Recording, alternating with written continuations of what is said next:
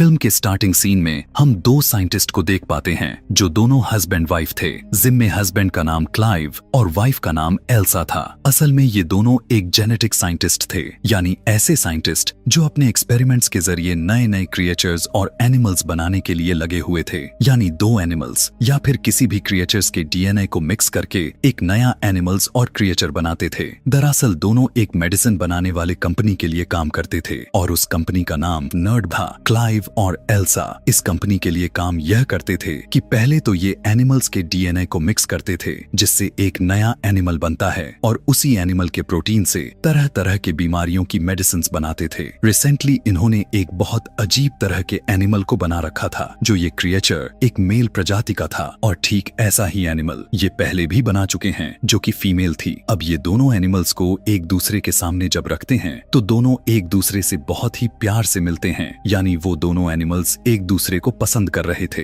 मतलब यह था कि उनका एक्सपेरिमेंट सक्सेसफुल रहा। यह देखकर दोनों हस्बैंड वाइफ अपने कंपनी के बॉस के पास जाते हैं और उन्हें बताने लग जाते हैं कि हम बहुत सारे एनिमल्स के डीएनए को मिक्स करके एक अलग तरह का एनिमल बनाया है और इसकी प्रोटीन को मिक्स करके हम बहुत से तरह के बीमारियों के मेडिसिन बना सकते हैं। और इसके साथ साथ हमने एक नया तरीका भी डिस्कवर किया है और वो ये है कि हम इंसान और जानवर के डीएनए को मिक्स करके एक नई ब्रीड बना सकते हैं और डेफिनेटली हम बहुत सारे बीमारियों के मेडिसिन को बना सकते हैं। उनकी बॉस कहने लग जाती है कि जो काम तुम कर रहे थे, यानी जिस काम में तुम लगे हुए थे और उसे कर भी दिया, जो उससे कंपनी बहुत खुश है। और इधर जो तुम यह बात कर रहे हो, यानी कि इंसान और जानवर दोनों के डीएनए की मिक्स करने की, इसके लिए फिलहाल के लिए कंपनी एग्री तो नहीं होगी। और जो एनिमल तुमने बनाए हैं, हमारी कंपनी उसके प्रोटीन से मेडिसिन बनाना चाहती है। इसीलिए अब सारे के सारे रिसर्च को रोकते हुए अब सारे मेडिसिन पर बनाने के फोकस किया जाएगा। जिस पर क्लाइव और एल्सा कहने लगती है, अगर हमने इस काम को जल्दी से नहीं किया तो ये काम कोई और कर देगा। बॉस भी जवाब में कहने लग जाती है कि हमने ऐसा तो नहीं कहा कि नहीं करेंगे, ये काम तो हम जरूर करेंगे, लेकिन उससे पहले मेडिसिन को बनाएंगे, फिर उसे मार्केट में लाएंगे, फिर उस पे काम किया जाएगा। इसीलिए उन दोनों को ऐसा करने से मना कर देती है। इस बात की वजह से ये दोनों डिसअपॉइंटेड हो जाते हैं, क्योंकि वो दोनों जेनेटिक साइंटिस्ट थे जो कि किसी कंपनी के लिए जानवर के प्रोटीन से मेडिसिन बनाने का काम नहीं कर सकते थे। इसीलिए वो डिसाइड करते हैं कि हम इसे सीक्रेटली अपने इस रिसर्च को आगे बढ़ाएंगे। बिना कुछ सोचे समझे ये अपना काम को स्टार्ट कर देते हैं, लेकिन इस काम को आगे बढ़ाने के लिए उन्हें इंसान का डीएनए चाहिए था। इसीलिए एल्सा क्लाइव को किसी इंसान का डीएनए लाकर दे देती है। क्लाइव पूछने लग जाता है कि ये किसका डीएनए है, जिस पर एल्सा कहती है कि ये किसी अननोन पर्सन का डीएनए है। जिसके बाद ये फिर उन इंसान के डीएनए और उन जानवर के डीएनए जिन्होंने उन्हें बनाया गया था, उन पर एक्सपेरिमेंट्स करने लग जाते हैं। ये लोग अपने हार्ड वर्किंग में जी जान लगा देते हैं, लेकिन उन्होंने सक्सेस हासिल करने में नाकामयाब रह जाते हैं। इस बात की वजह से दोनों काफी अपसेट हो जाते हैं। लेकिन एक दिन एल्सा एक और डीएनए को लेकर आती है और बताती है कि ये सबसे बेस्ट डीएनए है, इसीलिए अब हम अपना एक्सपेरिमेंट्स इस वाले डीएनए पर करना शुरू करेंगे। फिर से ये दोनों कपल उस नए वाले डीएनए और उन एनिमल्स के डीएनए पर एक्सपेरिमेंट्स करने लग जाते हैं और लगातार मेहनत के बाद इन्हें अपने एक्सपेरिमेंट्स पर सफलता मिलता हुआ नजर आ रहा था। यानी इनकी एक्सपेरिमेंट सक्सेसफुल रहा। एनिमल के डीएनए और इंसान का डीएनए दोनों आपस में मिल रहा था और अब इन लोगों के पास एक नए तरह के डीएनए था जो इंसान और जानवर के डीएनए से बना था। अब क्योंकि ये दरअसल इल्लीगल था, इसीलिए क्लाइव इस रिसर्च को आगे बढ़ाने से मना कर रहा था। लेकिन एल्सा ऐसा नहीं चाहती थी, वो आगे लेकर जाना चाहती थी। इसीलिए वो इस डीएनए को लेकर एक मशीन रूम में चली जाती है। उस रूम में एक ऐसी मशीन थी जिसके अंदर डीएनए को डालने से एनिमल्स और क्रिएचर्स पैदा होना शुरू हो जाते थे, यानी कोई भी जानवर उस मशीन के अंदर बढ़ता चला जाता था। फिर एल्सा उस मशीन के अंदर उस डीएनए को डाल देती है। क्लाइव अपने वाइफ से कहने लग जाता है कि यह अच्छा काम हम बिल्कुल भी नहीं कर रहे, किसी को बनाना और फिर बाद में उसे मार डालना। एल्सा कहने लग जाती है कि हमारी इस दुनिया में रोजाना कई सारे लोग मरते हैं और हो सकता है कि हमारी इस एक्सपेरिमेंट की वजह से लोगों की जान बच जाए। इसीलिए क्लाइव एल्सा के बातों पर एग्री हो जाता है और वे अपने काम को आगे की तरफ लेकर जाने लग जाते हैं। मगर हैरान कर देने वाली बात तो यह था कि जिस बच्चे को मशीन के अंदर धीरे धीरे गति से बढ़ना था, वो तो बहुत ही तेजी से बढ़ता जा रहा था। चेक करने पर उन्हें पता चला कि बच्चा तो बिल्कुल नॉर्मल है, लेकिन शाम को उस लैब का अलार्म बजने लग जाता है और जब ये दोनों चेक करने के लिए जाते हैं तो ये देख पाते हैं कि बच्चा अब पूरी तरह से डेवलप्ड हो गया है, यानी वो पैदा होने के लिए, बाहर आने के लिए बिल्कुल तैयार है। इसीलिए वो उसे बाहर निकाल तो देते हैं, लेकिन वो काफी अजीब लग रहा था। क्लाइव इस क्रिएचर को मारना चाहता था। एल्सा कहने लग जाती है कि अभी हमें ऐसा नहीं करना चाहिए, क्योंकि क्या पता हम एक सक्सेसफुल क्रिएचर बना लें। लेकिन क्लाइव उसकी बात सुनने से इनकार कर देता है और वो उस जगह पर जाते हैं जहाँ पर वो क्रिएचर था, क्योंकि वो उसे अब मारना चाहते थे। लेकिन वहाँ जाकर उन्हें पता चलता है कि वो तो पहले से ही मरा हुआ था, इसीलिए क्लाइव वहाँ से चला जाता है। यह देखकर एल्सा कहती है कि अब खतरे वाली कोई बात नहीं है, जिसके बाद एल्सा उस बॉक्स को ओपन कर देती है और जब वो चेक करती है तो उसे पता चलता है कि यहाँ पर कोई बच्चा या फिर कोई क्रिएचर नहीं है, बल्कि ये तो एक स्किन है, यानी उस स्किन से कोई क्रिएचर निकलकर बाहर भाग गया है जो उस वक्त लैब में इधर ही कहीं छिपा हुआ है। कि तभी वहाँ पर वही अजीब सा क्रिएचर को दिखाया जाता है जिसके 2 पैर थे। बाहर से क्लाइव उस क्रिएचर को देख लेता है और वो एल्सा से चिल्लाकर कहता है कि जल्दी से तुम बाहर आ जाओ, मैं पॉइजनस गैस को स्टार्ट कर रहा हूँ। लेकिन एल्सा क्लाइव की बात को नहीं मानती और वो उस क्रिएचर को कहती है कि मैं तुम्हें किसी भी तरह का नुकसान नहीं पहुंचाऊंगी, इसीलिए तुम्हें मुझसे डरने की कोई जरूरत नहीं है। यह सुनने के बाद वो क्रिएचर एल्सा के पास आ जाता है और उससे डरने की बजाय उसके हाथों को सूंघने लग जाता है। लेकिन तभी पीछे से क्लाइव एक रॉड को लेकर वहां आ जाता है, जिसे देखकर उस क्रिएचर को काफी गुस्सा आ जाता है। फिर क्लाइव और एल्सा वहां से बाहर आ जाते हैं। बहुत समझने के बाद क्लाइव एल्सा को कहता है कि मैं पॉइजनस गैस को रिलीज करने जा रहा हूँ, क्योंकि मैं इस क्रिएचर को जिंदा तो बिल्कुल भी नहीं रख सकता, मैं इसे मारना चाहता हूँ। जिस पर एल्सा कहती है कि नहीं, हम उसे बेहोश कर देंगे, क्योंकि मैं देखना चाहती हूँ कि हमने आखिर क्या बनाया है। इसीलिए वे उसे बेहोश करते हुए उसके ऊपर एग्जामिन करने लग जाते हैं। तब उन्हें पता चलता है कि असल में यह क्रिएचर तो फीमेल है, वो बहुत ही तेजी के साथ ग्रो किए जा रही है और एक टाइम ऐसा आएगा कि ये डेवलप्ड होने के बाद अपने आप ही मर जाएगी, यानी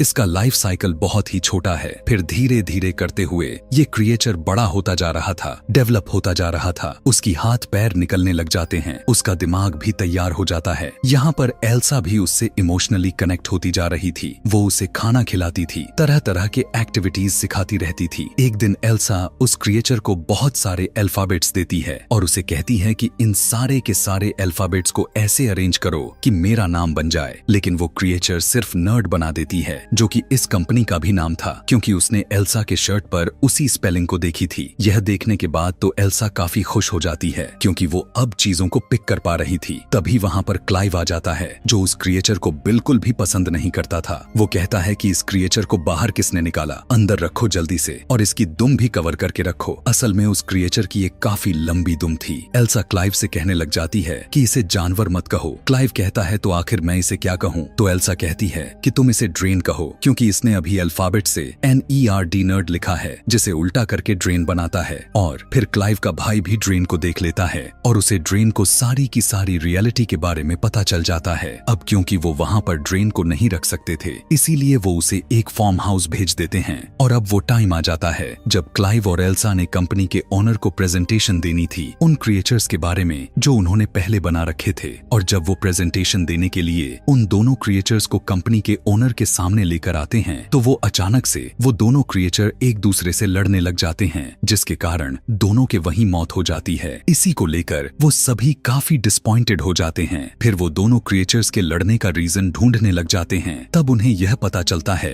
कि उन क्रिएचर में जो फीमेल थी वो अपने आप ही कन्वर्ट हो गई थी, यानी उसने अपना जेंडर को चेंज करके मेल बन गई थी, क्योंकि उस क्रिएचर में एक ऐसी एनिमल का DNA था जो खुद को कन्वर्ट करके अपना जेंडर चेंज कर सकता था। और एल्सा और क्लाइव को यह बात इसीलिए नहीं चल पाती क्योंकि वो अपने दूसरे एक्सपेरिमेंट यानी ड्रेन के साथ बिजी थे, इसीलिए वो इनमें टाइम दे ही नहीं पाए, जिसका नतीजा यह निकला। ड्रेन, जो कि अब काफी बड़ी हो चुकी है और एल्सा उसे बिल्कुल एक बच्ची की तरह ट्रीट करने लग गई थी, उस सब कुछ सिखाती है, उससे प्यार करने लग जाती है। लेकिन एक दिन ड्रेन भागकर जंगल में चली जाती है और जब क्लाइव और एल्सा उसे खोजने के लिए जाते हैं तो वो देख पाते हैं कि ड्रेन ने एक रैबिट को मार कर खा रही होती है। इसके बाद वो दोनों उसे घर लेकर आते हैं। एल्सा जब उसे खाना देती है तो वो खाना नहीं खाती, बल्कि कहती है कि मुझे इस जगह में घुटन हो रही है, मैं यहाँ बोर होती जा रही हूँ। यह बात वह अपने जुबान से नहीं बताती, बल्कि वो उन अल्फाबेट के मदद से TDS लिख देती है, यानी यहाँ पर मैं बहुत ही बोर होती जा रही हूँ। फिर वो छत को फाड़ते हुए हुए ऊपर की तरफ चली जाती है। उसके पीछे पीछे क्लाइव और एल्सा भी जाते हैं।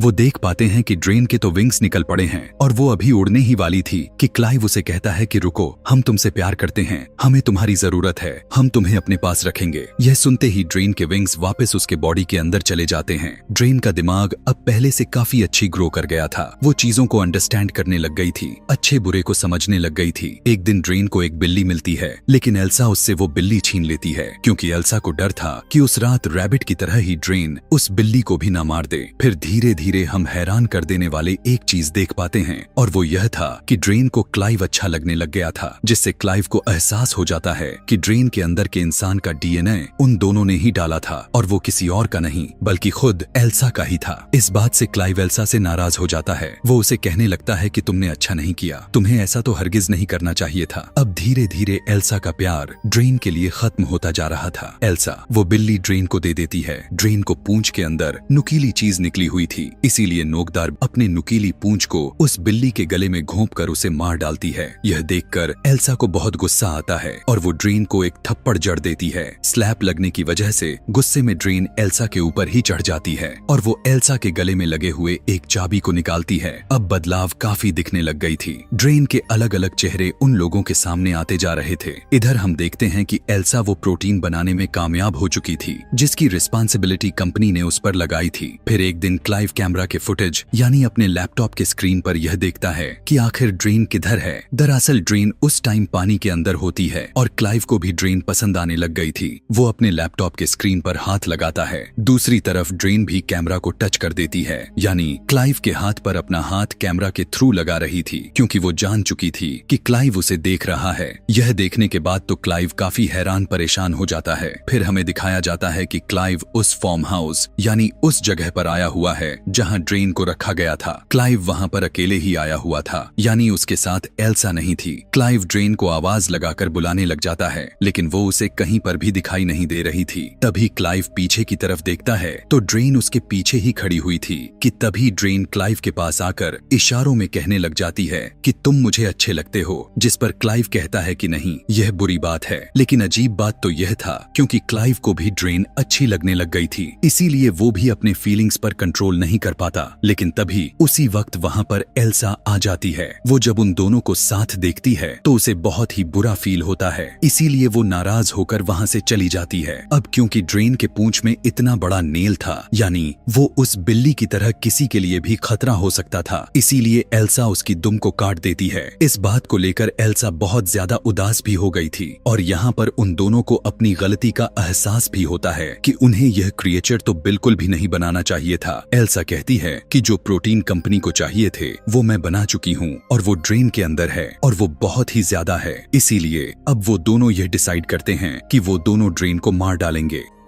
फिर वो दोनों ड्रेन के पास जाते हैं। वो देख पाते हैं कि ड्रेन की हालात इतनी खराब हो चुकी है कि वो तो पहले से ही मरने के करीब पहुंच चुकी है और देखते ही देखते ड्रेन मर भी जाती है, क्योंकि हमें तो शुरू से ही पता था कि उसकी लाइफ साइकिल इतना ही था। मरने के बाद वो दोनों अपने पास के ही एक जगह पर दफना देते हैं। दफनाने के बाद क्लाइव का भाई वहां पर आ जाता है और उसके साथ एक और एम्प्लॉय भी था और क्लाइव का भाई भी उसी कंपनी में काम करता था। क्लाइव का भाई कहता है कि मैं जानता हूँ कि तुम दोनों ने एक क्रिएचर बनाए हैं जो कि बिल्कुल इंसान की तरह ही दिखता है, क्योंकि जो प्रोटीन तुमने कंपनी को दी है उसमें ह्यूमन का डीएनए भी शामिल है। इसीलिए अब मैं उस क्रिएचर को देखना चाहता हूँ जो तुमने क्रिएट किया है। यहाँ पर वो उसे बताते हैं कि अब वो तो मर चुकी है और हमने उसे दफना भी दिए हैं कि तभी अचानक से जोरदार किसी की चिल्लाने की आवाज आती हुई सुनाई देती है और ये आवाज उसी तरफ से आ रही थी जहाँ पर उन्होंने ड्रेन को दफन किया हुआ था। इसीलिए वो जल्दी से उसी तरफ दौड़कर जाते हैं। वो देखते हैं कि जहाँ पर उन्होंने ड्रेन को दफन किया हुआ था वो अब वहाँ पर नहीं है,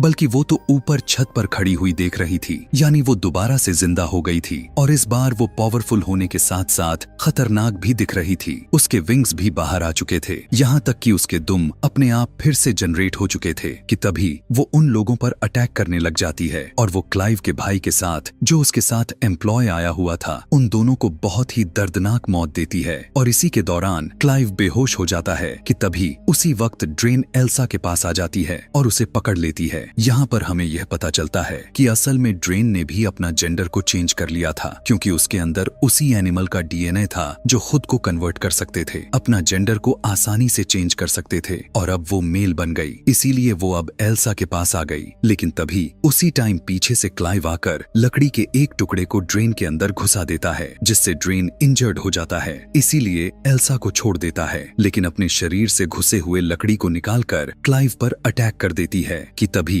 एल्सा एक बड़े से पत्थर को उठाकर ड्रेन को मारती है। इसके बाद एल्सा उसे दोबारा से पत्थर से मारने ही जाती है, लेकिन पता नहीं क्यों वो अचानक से रुक जाती है और कुछ सोचने लग जाती है कि हमने ही इसे अपने हाथों से बनाया था और हम इन्हीं हाथों से मारने जा रहे हैं। एल्सा यह भी सोचने लग जाती है कि इसके अंदर तो मेरा डीएनए भी है। लेकिन इसी दौरान ड्रेन मौके का फायदा उठाते हुए क्लाइव को अपने दुम से मार डालती है। यह देखने के बाद गुस्से से एल्सा उसी पत्थर से दे मारती है, जिसके बाद फाइनली ड्रेन की डेथ हो जाती है। इसके बाद हमें एल्सा के साथ उसके बॉस को दिखाया जाता है। हम देख पाते हैं कि एल्सा को बेबी होने वाला है, और वो बेबी होता है ड्रेन का, क्योंकि उसने अपना जेंडर को चेंज कर लिया था, इसीलिए एल्सा में चला गया। एल्सा की बॉस बताती है कि जिस प्रोटीन को तुमने हमें दिया था उससे कंपनी को बहुत ही ज्यादा फायदा हुआ, और अब कंपनी इसी रिसर्च को आगे बढ़ाना चाहती है, और जो एल्सा का जो होने वाला बच्चा था, इस रिसर्च को उसके जरिए ही आगे बढ़ाया जा सकता था। अब क्योंकि एल्सा ने अपनी जिंदगी को रिस्क में लेते हुए